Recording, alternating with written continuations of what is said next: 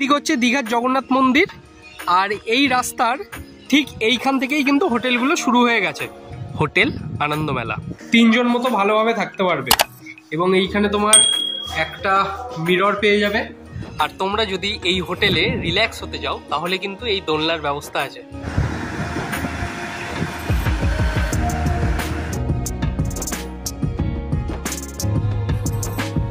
হেই বন্ধুরা, welcome back to my channel. স্বাগত জানাচ্ছি তোমাদের দীঘা সিরিজের আরও একটা নতুন ভিডিওতে।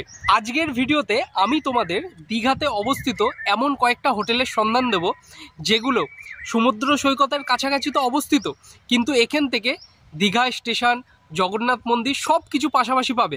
বর্তমানে এখানে রুম রেট কত চলছে সেগুলো তো তোমাদেরকে দেখাবোই, কিন্তু তার আগে এই হোটেলগুলোতে কিভাবে তোমরা পৌঁছাবে লোকেশনটা তোমাদের খুব ইজিভাবে আমি দেখিয়ে দিচ্ছি, দেখে নাও। চ্যানেলে প্রথম হয়ে থাকলে অবশ্যই কিন্তু চ্যানেলটাকে সাবস্ক্রাইব করে পাশে থাকা বেল আইকনটা প্রেস করে রাখো পরবর্তী ভিডিওর নোটিফিকেশনের জন্য।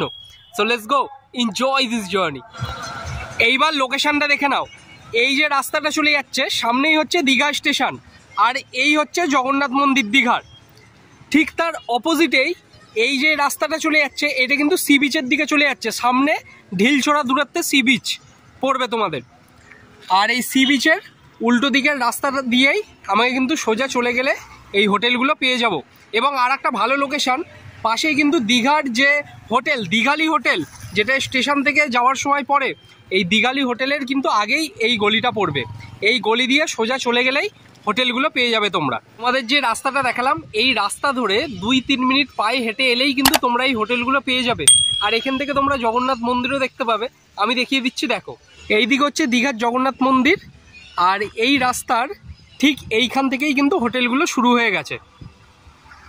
দেখো এখানে কত হোটেল আছে, হোটেল জগন্নাথ, তারপরে এই দিক হচ্ছে হোটেল আনন্দমেলা, এই পাশে কত হোটেল আছে দেখো এই গলিটায়।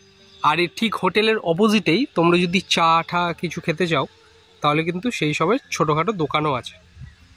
এই হোটেলগুলোতে কিন্তু গাড়ি পার্কিংয়ের জন্য সুব্যবস্থাও কিন্তু আছে। তোমরা যারা কার নিয়ে আসতে চাও তারা কিন্তু এইখানে গাড়ি পার্কিংও করতে পারবে। তা আমি এইখানেই একটা হোটেলে আছি, সেই হোটেলের সম্পূর্ণ ডিটেলসটা তোমাদের দিয়ে দিচ্ছি। মানে একটা হোটেলের যদি তোমাদের ডিটেলস দিয়ে দিই, প্রত্যেকটা হোটেলের সেমই রেট, এরকমই রেটে কিন্তু এখানের রুম পাওয়া যায়। তা চলো, আমি যেই হোটেলে আছি হোটেল আনন্দমেলা, সেই হোটেলের সমস্ত ডিটেলস তোমাদেরকে দিচ্ছি। এই হচ্ছে হোটেল আনন্দমেলা এন্ট্রি গেট। এখান থেকে এন্ট্রি করলাম এবং ভেতরে একটা সুন্দর প্রাঙ্গণ পাবে। আর এইখানে হচ্ছে দোলনা, টাইম স্পেন্ড করার জন্য, বসার জন্য জায়গা করে দেওয়া আছে। আর তোমরা যদি এই হোটেলে রিল্যাক্স হতে যাও তাহলে কিন্তু এই দোলনার ব্যবস্থা আছে। যেমন আমি রিল্যাক্স হচ্ছি, তোমরাও এই হোটেলে যদি থাকো এরমভাবে রিল্যাক্স হতে পারবে। তা চলো এবার ভেতরের দিকে যাওয়া যাক, তোমাদের রুমের বিষয়ে সব কিছু ইনফরমেশান দিই। চলো, এই আনন্দমেলা হোটেলে এন্ট্রি করার পর সামনেই তোমরা দেখতে পাবে রিসেপশনের জায়গা এবং এইখানে বসার জায়গা হচ্ছে রুম, এবং ওপরেও কিন্তু রুম আছে। তা চলো এইদিকে তোমাদের কিছু রুম দেখিয়ে দিচ্ছি। এই হচ্ছে এই আনন্দমেলা হোটেলের একটা রুম, এটা নিচতলায়। এই দাদার থেকে জেনে নেবো যে এই রুমের ভাড়া কত। দাদা এই রুমের রেট কত? এই রুমের রেট কত আছে? রেট আছে দেখো, মানে সিজনের সময় আমরা 800 টাকা দিই। আচ্ছা, সিজন একদম। আচ্ছা, আর অফ সিজনের সময় 400 টাকাও দিই। আচ্ছা, মানে সিজনের সময় ওঠা নামা করে একটু হাই, আর এমনি অফ সিজনে 400 টাকায় এই রুম পাওয়া যায়। এখানে প্রায় তোমরা 3 জন মতো ভালোভাবে থাকতে পারবে, এবং এইখানে তোমার একটা মিরর পেয়ে যাবে, এই পাশে টিভি, আর এই দিকে হচ্ছে তোমার বাথরুম। বাথরুমটা একবার আমি তোমাদের দেখিয়ে দিচ্ছি।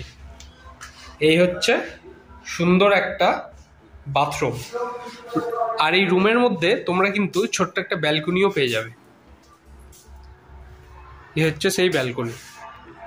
এইবারে আমি তোমাদের এই হোটেলের ওপরতলায় কিছু রুম দেখিয়ে দিচ্ছি, এবং এখান থেকে নিচের ভিউটাও তোমাদের ভালো করে দেখিয়ে দেবো। এখান থেকে জগন্নাথ মন্দির কিন্তু তোমরা খুব ভালোভাবে দেখতে পাবে। তা চলো আগে রুমটা দেখে নিই, তারপরে জগন্নাথ মন্দিরের ভিউটা তোমাদের দেখাচ্ছি। হোটেলের দোতলায় কিন্তু আরও রুম তোমরা পেয়ে যাবে। এটাও একটা ডবল বেডের রুম, প্রায় 3-4 জন মতো থাকতে পারবে। আর এই রুমের মধ্যেও কিন্তু সুন্দর একটা ব্যালকনি আছে, যেটা তোমাদের আমি দেখিয়ে দিচ্ছি। এইখানে হচ্ছে একটা ব্যালকনি আছে ছোট্ট, টিভি আছে এবং প্রত্যেকটা রুমের মধ্যেই কিন্তু তোমরা এসির সার্ভিস পেয়ে যাবে। এবং এইখানে ওয়াশরুম, এই হচ্ছে ওয়াশরুম।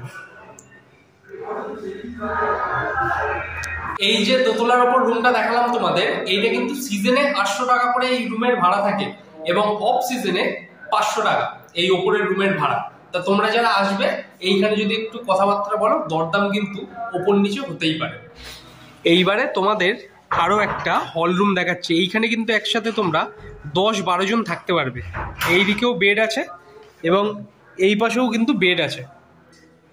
আর এই রুমেও কিন্তু তোমরা এসির সার্ভিস পেয়ে যাবে। আর এই দিকে হচ্ছে তোমার একটা ওয়াশরুম, আর এই পাশেও কিন্তু একটা ওয়াশরুম আছে। আর রুমটা দেখো কতটা বড় রুমটা। আর এই দাদার মুখ থেকেই শুনে নেবো এই রুমের ভাড়া সংক্রান্ত বিষয়টা। দাদা, সিজন এবং অফ সিজনে যদি আপনারা এসি রুম নেন, সিজনের সময় আমরা 2 থেকে 2,500 টাকা দিয়ে দিই। আচ্ছা, 9 জন থাকতে পারবেন। আচ্ছা। অফ সিজনের সময় এলে এই রুম যদি আপনারা এসি নেন 1200 টাকা। আচ্ছা, ওকে। আচ্ছা। আর যদি আপনি সিজনের সময় নেন, আচ্ছা আচ্ছা, আর নন এসি যদি নেন 1,500 টাকা দিয়ে দিই। বেশ বেশ। আর এই আনন্দমেলা হোটেলের চেক ইন টাইম হচ্ছে সকাল 11টা এবং চেক আউট টাইম হচ্ছে পরের দিন সকাল 10টা। তা তোমাদের এই বিষয়টা বলে দিলাম। আর এখানের কিন্তু স্টাফদের বিহেভিয়ার কিন্তু খুব ভালো। তোমরা যদি এখানে আসো, তোমাদের এক্সপিরিয়েন্স কিন্তু একদম ঠিকঠাক থাকবে। এইবারে আমি তোমাদের এই আনন্দমেলা হোটেলের ছাদ থেকে জগন্নাথ মন্দিরটা কেমন দেখা যায় সেটা এবার দেখাবো। আর এই হোটেলের ছাদ থেকে জগন্নাথ মন্দিরটা দেখো, পুরোপুরি তোমরা দেখতে পাবে একদম ঠিকঠাক ভাবে।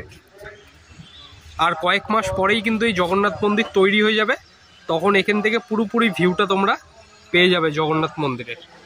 তোমরা যদি এই আনন্দমেলা হোটেলের রিসেপশনিস্টের সাথে যোগাযোগ করতে চাও, তাহলে এই ভিডিওর ডেসক্রিপশন বক্সে আমি তার ফোন নাম্বারটা দিয়ে দেবো।